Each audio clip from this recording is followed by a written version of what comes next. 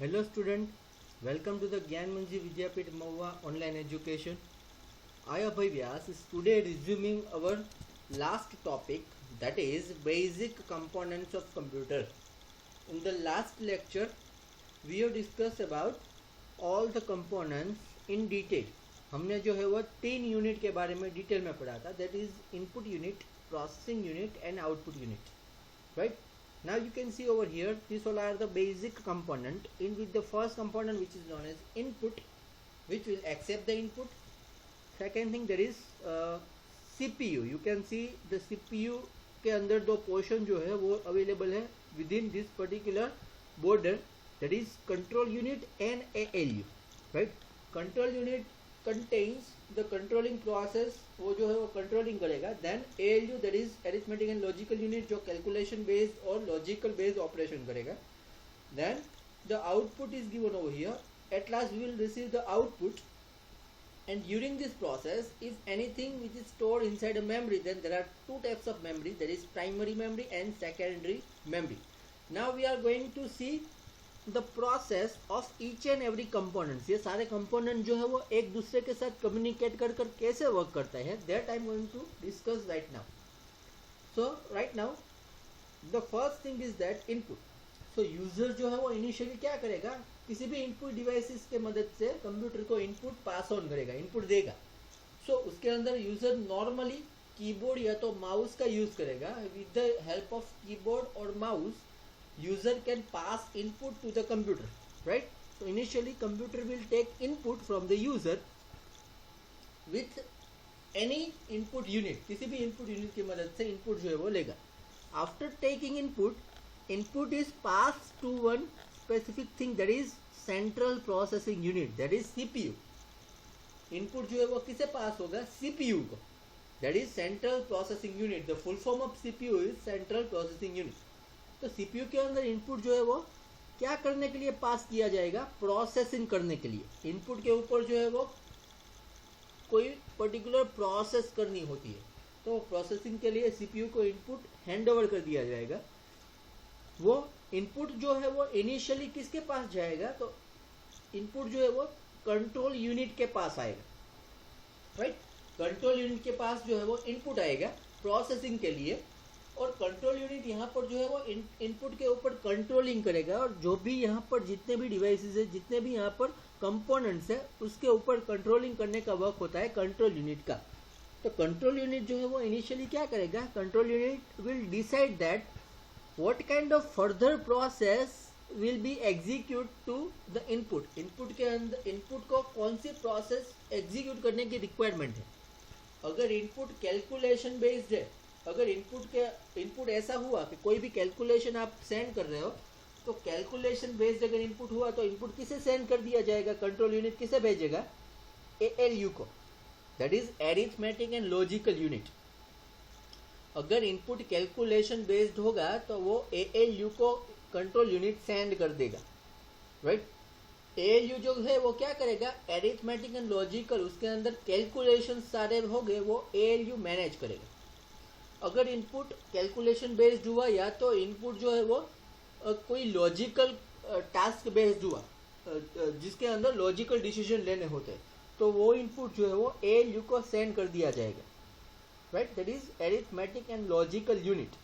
वो उसके ऊपर ऑपरेशन परफॉर्म करेगा, और ऑपरेशन परफॉर्म करने के बाद उसका जो भी रिजल्ट होगा वो रिजल्ट किसे दिया जाएगा, कंट्रोल यूनिट को अगेन रिजल्ट को हैंड ओवर कर दिया जाएगा, राइट? तो कंट्रोल यूनिट अभी उस रिजल्ट का क्या करेगा, control unit will decide that the result is able to store to particular memory. Control unit जो है उस रिजल्ट को स्टोर करने के लिए मेमोरी को सेंड करेगा. सो यहाँ पर दो टाइप की मेमोरी है, एक है वो है प्राइमरी मेमोरी, दूसरी है वो है सेकेंडरी मेमोरी. तो नॉर्मली जो भी आउटपुट होता है वो प्राइमरी मेमोरी के अंदर टेम्पररी टाइम के लिए स्टोर होता है. अगर यूजर चाहे तो उसे परमानेंटली स्टोर करवा सकता है.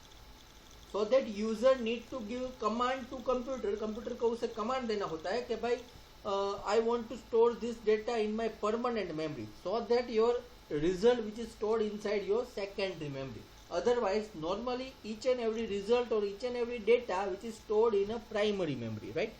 इनिशियली सभी चीज़ें जो है वो नॉर्मली प्राइमरी मेमोरी के अंदर ही स्टोर होती है, right. So initially control unit stores your result into the primary memory for temporary time and at last user need output. User को क्या चाहिए होगा? आउटपुट चाहिए होगा. तो कंट्रोल यूनिट जो है वो आउटपुट जो भी एएलयू ने जनरेट किया है वो आउटपुट किसे सेंड करेगा? आउटपुट यूनिट को. तो यहाँ पर हमारे पास जो नॉर्मली आउटपुट यूनिट होते हैं वो जो है वो उसका नाम है monitor. So at last control unit sends the output to the monitor so that we can see the specific output, जिसकी मदद से हम आउटपुट जो है वो हमारी स्क्रीन के ऊपर देख सकते हैं. Getting?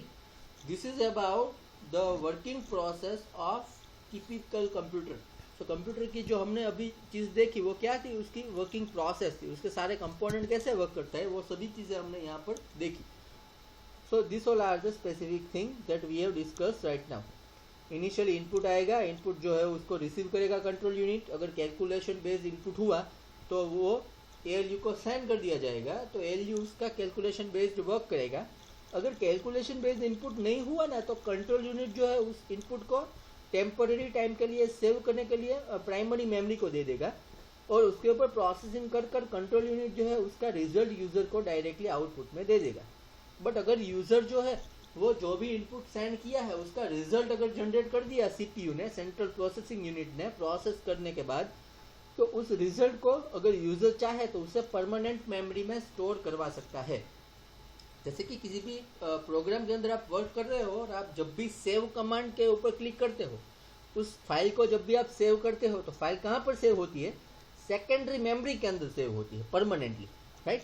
So in that case you can save any data और any file to the secondary memory, and at last control unit will generate the output. Control unit sends the output to the output unit and we will get the output at last. So these all are the basic components of computer, right. ये chart जो है it is very easy to understand.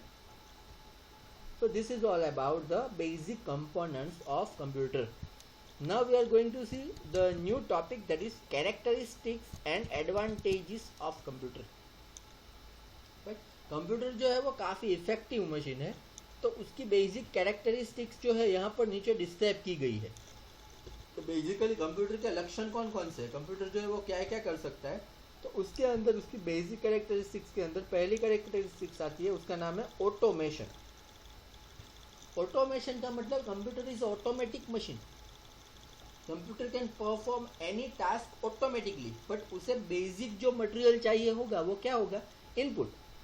But computer जो है वो सभी task automatically perform करेगा, but उसे जो बेसिक चीज़ चाहिए होगी वो डेटा या तो इंस्ट्रक्शन जो यूज़र उसे देगा, right. That data and instruction computer जो है वो अपनी मेमोरी के अंदर स्टोर करेगा. एक बार डेटा और इंस्ट्रक्शन मेमोरी के अंदर स्टोर हो गया, उसके बाद प्रोसेसिंग का जो भी टास्क होगा ना वो उसके अंदर ह्यूमन कोई इंटरेक्शन नहीं कर सकता. वो तो जो है वो कंप्यूटर के अंदर जो प्री डिफाइंड प्रोग्राम दिए गए होते हैं उसके बेस्ड कंप्यूटर अपना जॉब और अपना टास्क जो है वो ऑटोमेटिकली एग्जीक्यूट कर सकता है, right. So that we can say that computer is automatic machine. So this is about the automation. Computer will perform the processing task automatically. Then the next advantage is that accuracy. Now this is very interesting thing कि accuracy का मतलब ये कि computer जो है वो accurate अपना काम करता है. नॉर्मली ह्यूमन जो होते हैं ना वो सभी काम एक्यूरेटली नहीं कर पाते, उससे कहीं ना कहीं जगह गलती हो जाती है. सपोज अगर आपने आज एक सम काउंट किया, वही सम उस टाइप का दूसरा कोई सम अगर आप कल काउंट करते हो तो बाय मिस्टेक आप जो है वहाँ पर कोई छोटी सी तो मिस्टेक कर ही देते हो normally, right. So here computer will do their work accurately. Computer जो है वो अपना काम एक्यूरेटली करता है. So computer can perform complex arithmetic and logical computation with highest accurate, right. अपनी पूरी एक्यूरेसी के साथ वो किसी भी कॉम्प्लिकेटेड एरिथमेटिक किसी भी कैलकुलेशन को इजीली वो परफॉर्म करता है और उसका रिजल्ट भी वो एक्यूरेट ही आपको देता है, उसके अंदर कोई मिस्टेक नहीं होती, right. So computer will perform that task very accurately. यहाँ पर एक नया कंसेप्ट आता है जिसका नाम है गार्बेज इन गार्बेज आउट. उसका मतलब ये होता है, गार्बेज का मतलब नॉर्मली कचरा। तो कंप्यूटर जो है वो गलत आंसर कभी भी नहीं देता, मगर ह्यूमन से अगर किसी भी इनपुट को सेंड करने में गलती हो जाए ना, या तो ह्यूमन जो है वो गलत इनपुट कंप्यूटर को दे दे, तो it is but obvious that computer will produce the wrong output, right? So wrong input produce the wrong output. So in that case, the garbage in, garbage out, that means garbage input produce garbage output. अगर आप garbage input computer को दोगे तो it will produce the garbage output, right? So अगर गलती से input गलत डाल दिया तो उसका आउटपुट भी गलत निकलेगा, but by default computer will perform each and every task automatically and very accurately, right? So this is the second advantage of computer. Now the third advantage is that long term storage. Computer जो है उसकी storage capacity तो ज़्यादा ही होती है, लेकिन वो long term अपनी जो इंफॉर्मेशन है वो लंबे समय तक स्टोर कर सकता है अपनी मेमोरी में, राइट? सो बेसिकली कंप्यूटर के अंदर अगर मेमोरी की बात करें तो आज के समय में हमें जीबी से ज़्यादा स्टोरेज मिलती है, जैसे कि 1 TB 2 TB TB तक हम डेटा स्टोर कर सकते हैं. TB that means terabyte, right? 1 TB that means 1024 GB. इतने ज़्यादा डेटा आप कंप्यूटर की मेमोरी में स्टोर कर सकते हो. तो ये लॉन्ग स्टोरेज तो आपको प्रोवाइड करता ही है, उसके साथों साथ ये जो स्टोरेज होती है वो आप लंबे समय तक इसके अंदर डेटा स्टोर कर सकते हो. दैट मीन्स अगर आपने आज डेटा किसी भी डेटा को आज स्टोर किया उसकी मेमोरी में, तो आप after 2 year, after 3 year, after 5 year, if the memory is okay, अगर मेमोरी जो है वो ठीक से काम कर रही है, तो आप जो है data again you can recollect, उसको आप रिकलेक्ट कर सकते हो, right? This is about the long term storage. Then the next topic, there is ability to perform mechanical and repetitive task. जो मैकेनिकल टास्क होते हैं, जो टफेस्ट टास्क होते हैं, वो कंप्यूटर परफॉर्म कर लेता है. उसके साथ जो रिपीटेटिव टास्क कंप्यूटर है वो इजीली परफॉर्म करता है. दैट मीन्स यहाँ पर एक इंटरेस्टिंग लाइन दी गई है, they do not possess human oriented limitation such as loss of interest, liking and physical capacity. That means computer जो है वो थकता नहीं. हम किसी भी एक काम को जो है वो थोड़े समय तक करें तो हम जो है वो बोर हो जाते हैं, या तो हमारा इंटरेस्ट उस पर डाउन हो जाता है, हम उसे लाइक नहीं करते ज़्यादा समय तक और हम थक जाते हैं. बट कंप्यूटर जो है वो थकता नहीं है, वो इलेक्ट्रॉनिक मशीन है. जब तक उसे बिजली मिलती है तब तक वो अपना काम उसी एक्यूरेसी से, उसी ऑटोमेटिकली, उसी अच्छे तरीके से वो परफॉर्म करता रहता है. तो कंप्यूटर जो है अपना इंटरेस्ट कभी लॉस नहीं करता, वो कभी लाइक या डिसलाइक अपने काम को नहीं करता, वो अपने काम को निरंतर किया ही जाता है. उसके बाद वो जो है वो थकता नहीं है. ह्यूमन जो है वो थक जाते हैं, computer will not get tired, right? So computer will perform each and every task and computer can perform repetitive task. जो रिपीटेटिव टास्क होते हैं वो कंप्यूटर इजीली एग्जीक्यूट कर पाता है. Then the last characteristic is given over here, that is programmability, right? Normally you can create your custom program in a computer. आप अपना custom program computer के अंदर बना सकते हैं. कंप्यूटर को की एबिलिटी ये है कि वो नए प्रोग्राम बनाने की भी फैसिलिटी देता है आपको. नॉर्मली कंप्यूटर के अंदर हम क्या करते हैं, हम Word, Excel, PowerPoint, Notepad, Paint, ये सारे टूल्स का यूज तो करते ही है, बट आप ऐसे टूल को भी क्रिएट कर सकते हो, उसे प्रोड्यूस कर सकते हो with the help of computer. अगर आपको नॉर्मल प्रोग्रामिंग की लैंग्वेज के बारे में अगर पता हो, अगर आप प्रोग्राम कैसे बनाते हैं उसकी टेक्निक के बारे में आपको पता हो, आप अगर एल्गोरिदम बनाना जानते हो, तो ये सभी चीज़ों के बारे में अगर आपको ज्ञान है, तो आप नया program with the help of computer you can make, right? So basically computer जो है वो ऐसे प्रोग्राम कस्टम अपने आप बना सकते हैं. उसके लिए आपको जो है वो कंप्यूटर के अंदर प्रोग्रामिंग करना होता है, उसके कोड लिखने पड़ते हैं. उसके ऊपर जो है वो बेसिकली जो भी प्रोग्राम आप बनाना चाहते हो वो कंप्यूटर जो है वो इजीली बनाकर आपको देता है. तो computer have the ability to create the program inside. Computer जो है वो आपको प्रोग्राम बनाने की एबिलिटी जो है वो प्रदान करता है, so that you can perform any task that you want. जो भी टास्क आपको बनाना है, ऑटोमेटिक टास्क करना है आपको, तो आप जो है वो कंप्यूटर की मदद से कर सकते हो, राइट। तो this all are the characteristics of computer, right. Computer characteristic यहाँ पर एक चार्ट में दी गई है, एक फिगर में दी गई है। तो computer is very fast, right. I am fast, that means computer is very fast. Human जो है वो फास्ट किसी भी वर्क को कर सकता है, लेकिन एक समय तक, अगर वो समय ज़्यादा हो गया तो ह्यूमन जो है वो थक जाता है। Computer will not get tired, then computer is automatic. Computer जो है वो ऑटोमेटिक काम करता है। आपको क्या करना होता है, सिर्फ कंप्यूटर को इनपुट सेंड करना होता है, then computer will automatically make all the processing work, at last computer will generate the output, this all thing which becomes automatically. I am programmable, computer के अंदर प्रोग्राम जो है वो इंस्टॉल किया गया हुआ होता है। कंप्यूटर सभी चीज़ ऑटोमेटिक कैसे कर पाता है, क्योंकि कंप्यूटर के अंदर ऐसे कई प्रोग्राम फिट किए गए होते हैं, उसके अंदर इंस्टॉल होते हैं। कंप्यूटर जो है वो क्या करता है, उस प्रोग्राम को फॉलो करता है, और फॉलो करने के बाद जो भी टास्क कंप्यूटर परफॉर्म कर हमें ऑटोमेटिकली देता है, that is just because of program. Without programming computer कोई भी चीज़ ऑटोमेटिकली एग्जीक्यूट नहीं कर सकता, right. So computer is a programmable, वो नया प्रोग्राम भी आपको बना कर देता है, और उसके अंदर जो प्रोग्राम होते हैं उसे वो फॉलो कर जो भी टास्क आप कंप्यूटर को करने के लिए देते हो वो ऑटोमेटिकली परफॉर्म कर आपको देता है। Then computer can remember stuff for long, so you can save any particular large amount of data to the computer, and in future you can get this data within the memory of a computer, right. So with the help of computer memory, computer can store the data inside a memory as long as you would like to store, right.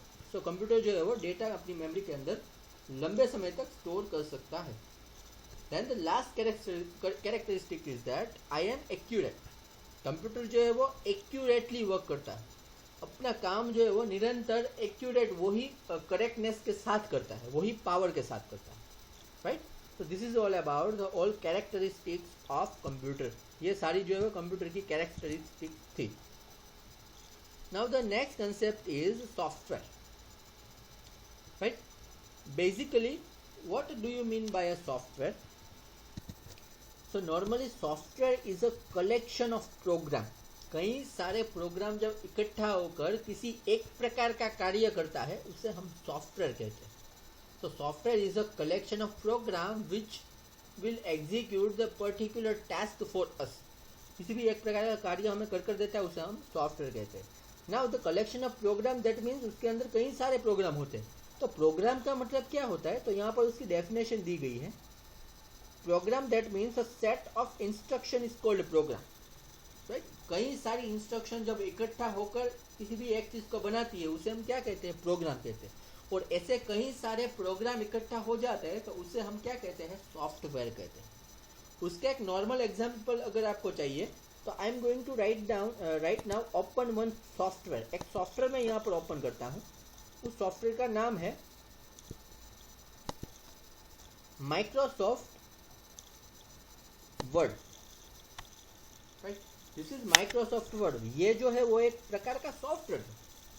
Word is one type of software. और यहाँ पर जो भी मेनू आप देख पा रहे हो वो सभी एक एक प्रोग्राम है। जैसे कि होम के अंदर मैं अगर यहाँ पर बोल्ड करना चाहूँ तो मैं यहाँ पर लिखता हूँ, उसे सिलेक्ट करता हूँ, उसके बाद इसे बोल्ड करता हूँ। तो ये बी के ऊपर मैंने क्लिक किया और यहाँ पर ये टेक्स्ट क्या हो गई, बोल्ड हो गई। तो ये बी वाला जो है एक प्रोग्राम होगा कंप्यूटर के अंदर स्टोर, उसके अंदर कई सारी इंस्ट्रक्शन लिखी होगी। तो ये वन टाइप ऑफ प्रोग्राम है। वैसे ही यहाँ पर दूसरी कंटेंट में टाइप करता हूँ, उसे यहाँ पर इटैलिक करता हूँ तो ये थोड़ा डायगोनल होगी, राइट, थोड़ी क्रॉस होगी। तो ये इटैलिक भी एक प्रकार का प्रोग्राम है। वैसे जितने भी ऑप्शन यहाँ पर है ना, ये सभी एक एक प्रोग्राम है। और ये सारे प्रोग्राम इकट्ठा हो जाते हैं तो क्या बनता है, एक वर्ड, दैट मीन्स एक सॉफ्टवेयर। समझ में आया? तो this is about the software. Software जो है वो बनाने के लिए एक मेन कंसेप्ट का यूज होता है जिसे हम कहते हैं algorithm, right. Algorithm that means a step by step guideline to solve the particular task. जो भी आप टास्क एक सॉल्व करना चाहते हो उसके लिए आप स्टेप बाय स्टेप गाइडलाइन लिखते हो, उसे आप क्या कहोगे, एल्गोरिथम कहोगे, राइट। सो किसी भी सॉफ्टवेयर को बनाने के लिए बेसिक चीज जरूरी होगी, उस चीज को क्या कहते हैं, algorithm. So initially you will have to design the algorithm based on the step-by-step work that you will perform.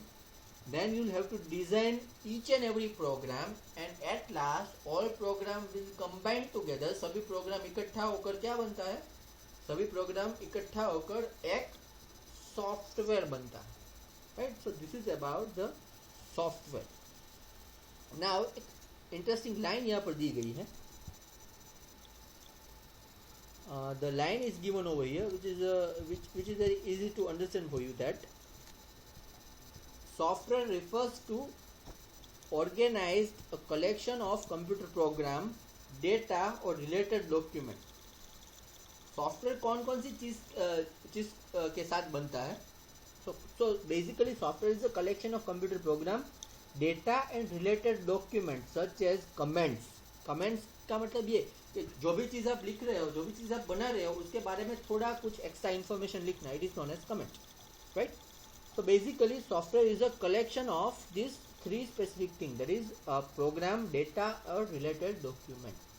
So this is basic about the software. Software जो है वो collection of document, data and instruction के साथ जो बनता है उसे हम क्या कहते हैं? सॉफ्टवेयर कहते हैं. These all are the components of software.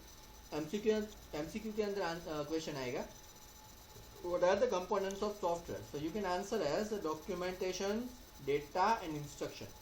Instruction जो हमने सॉफ्टवेयर को देनी है वो, डेटा जो ज़रूरी है सॉफ्टवेयर बनाने के लिए वो, और डॉक्यूमेंटेशन मीन्स सारी ज़रूरी इंफॉर्मेशन जो भी होती है, इन सभी चीज़ के कलेक्शन से क्या बनता है? सॉफ्टवेयर.